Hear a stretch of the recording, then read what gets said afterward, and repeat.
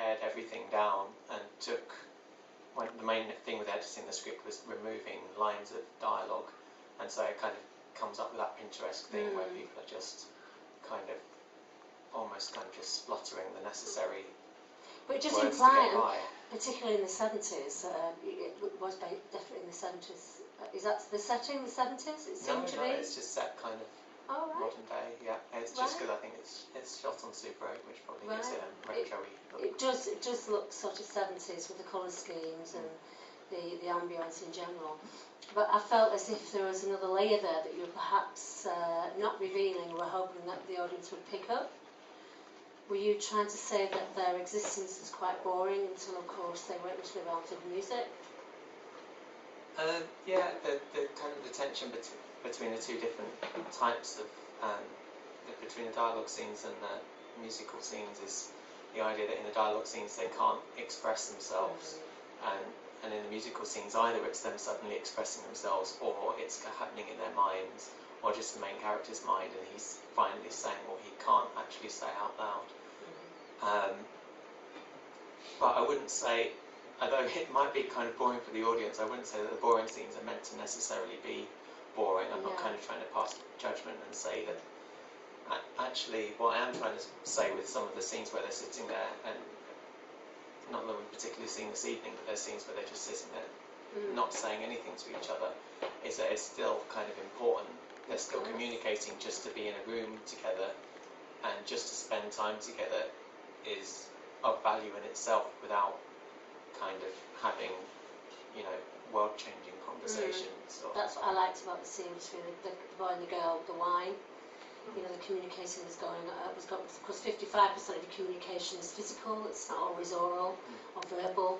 And I actually liked it from that point of view. I could see the distinct difference in the pace and rhythm from the normal conversational scene to the musical scene, like you say, as if it was metaphysical, really. Yeah. No, I think it was great. Thank you. Anything else? Any questions, anybody? So maybe tell us something about the format, because I know you've been making stuff on Super 8 for some time now. Are you going to continue using the Super 8 format for the foreseeable future? Yeah, so it's shot on Super 8, which is kind of a consumer film stock that I don't know how familiar people are with it, but I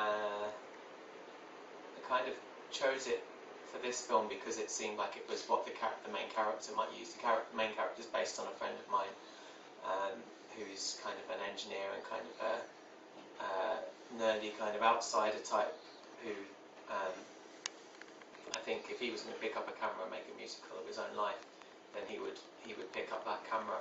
But that kind of using it for this project gave me the thrill for using it, and obviously it looks lovely. I mean, you can't actually take that much credit for it. It's kind of like a cheat. An expensive cheat is to shoot something on Super 8 instead of digital, and it suddenly looks lovely and engaging. I think the kind of thing a filmmaker has to do if they're doing that is come up with their own excuse for why they've chosen Super 8, which was probably the beginning of this sentence, was that excuse. But yeah, I found other excuses to use it on different projects since. I kind of think that there's as kind of a filmmaker, not like a professional filmmaker, but as somebody who makes films in this day and age, I kind of feel a slight responsibility for maybe trying to learn more about making films digitally and using today's tools and using them. I think kind of there's a need for people at the grassroots of stuff, like people that are showing films tonight, to kind of engage with the form in a modern sense. So that, sorry, this is coming across as rubbish, but yeah, I think there's a need for.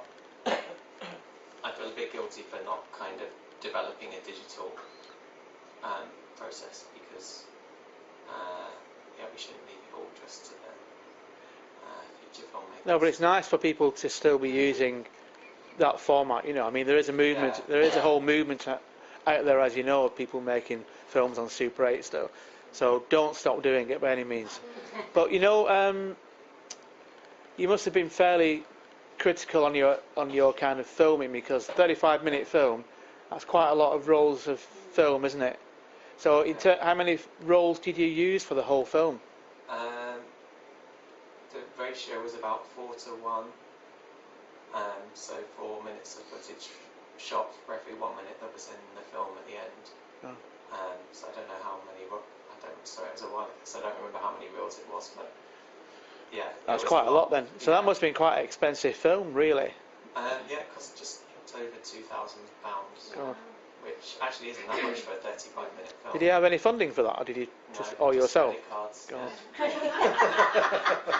Amazing. There's dedication. Yeah, which is why I'm thinking about embracing digital. Or making a like a 5-minute Super 8 shot. And the films that we've made on Super 8 since this, we've come up with like a strict one-take rule, which is quite interesting, like as a process. But all the actors have to get everything right on the first take, and if they make a mistake, we just have to incorporate that somehow. So now we have a 1-to-1 ratio. Well, of course, we all remain. I remember like Andy Warhol with Chelsea Girls, and all those studio shots that he did were all one takes, and he must have used hundreds and hundreds of rolls of film when he made that film. I've not seen it. It's like going up to 4 hours long, isn't it? Right. 4 hours long. Yeah. I'll check it out. It's interesting. So are you a musician and a filmmaker? Any particular reason why you wanted to do a musical? No, the music's all by Aidan Smith, who people might be familiar with. He's a local singer-songwriter. And yeah, I just kind of had the idea, he's a friend as well, and the idea came that there wasn't a musical in the style of music that he makes, and that if there was, then it would appeal to people like us who are kind of not catered to by the existing musicals. Yeah, no, that's a fair comment, yeah. No, I think that's very good. You had me fooled anyway, I thought it was 70s.